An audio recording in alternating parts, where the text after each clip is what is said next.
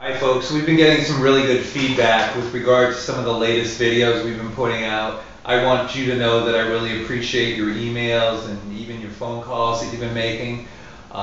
People have been asking me what my plan is and my purpose for this is. I have to be honest with you when I really say that I really don't have any plan other than just to share what I feel is going on with people and what's going on with me and bringing it out. One of the things I want to talk to you about today is I've been thinking a lot about making that final decision where you look back. I was talking to a friend of mine this morning and we were talking about the video yesterday about jumping out of the plane. Some of the things that I notice is we're always looking for a plan B. Years ago we used to have this saying, it was called burn the ships, and it came from some war history where literally to get people to go ahead and fight, they would burn the ships. There was no going back. You weren't going to get back to where you were before. I think too frequently we approach life, we approach our business, and we approach it in a way that doesn't allow us to be progressive in what we do or successful, because we always think that there's a plan B that we can go to. My children would say, I'm not going to settle. I'm not going to settle for second best. I think that too often we develop a lifestyle of settling for second best. We make a decision and we say, yep, I'm going to start that business. Yep, I'm going to go do this, or I'm going to do that. I'm going to take this family vacation. And as we get closer to what we're going to do or what we say we want to do, we begin to back off. Because, hey, if it doesn't work, I can always keep my job. If it doesn't work, I can always say, we're going to do a stay-at-home vacation. And I have no problem with the stay-at-home vacation, but if you promised your children that you were going to Disneyland or Disney World, I think that poses a problem of credibility, which is a whole nother issue.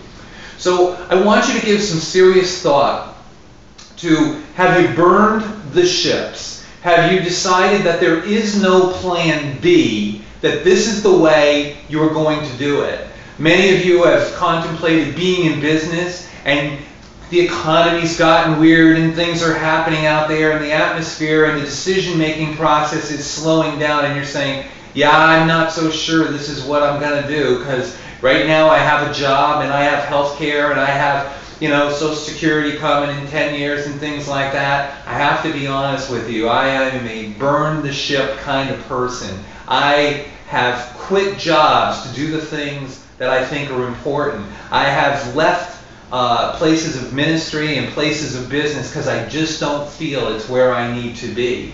So the question is, are you juggling your plan A, which you believe is your destiny, against a lesser plan B? Nothing wrong with plan B if this is where you're at, but if you're shooting for plan A, and A is that place of destiny for you, then you need to make that decision. I am not going to settle for plan B. Last week in one of my classes I shared about this man who he and his wife decided to start their business. They were going to sacrifice. They made decisions that those of us who live in New England would not make. And if you're outside of New England, it's a little easier to understand. But in New England, the idea of living in your car for 6 months is a difficult decision. My wife and I have made a similar decision that we're going to finish our house. So we bought an old RV and we slept in an old RV. And we did the things that are sacrificial to get to where we want. And I have to tell you, if you're a parent or a grandparent, your children and your grandchildren need to see that willingness to pursue and not let go, not back down, but to always go after plan A. So today, whatever your plan A is, I just encourage you to grab onto it and say, this has held me back, I'm burning that. This has held me back, I'm burning that. By the way, I'm not talking about marriage, and I'm not talking about family, though family may try to hold you back. I'm not talking about divorce the person who is holding you back. I'm talking about the people that may surround you in the workplace that sit at the water cooler and gripe about everything that the upper corporate offices do, but then they're not willing to make that difference. Let me tell you one more thing before I close. Your value as an employee is probably 1/10 to 30% of what you are actually worth. Now, in a small company like a contracting business, that may be a little different. It may be 50 to 60%.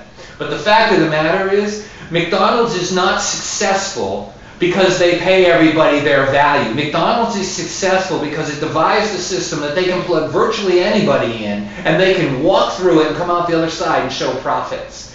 You need to understand that your value is not in who you work for, it's in who you know inside, and who you are inside, and who God has made you to be inside. And with that knowledge, you can go and pursue Plan A. So today, burn the ships that have held you back. Know that you're not going back to the old country. Know you're moving into your destiny.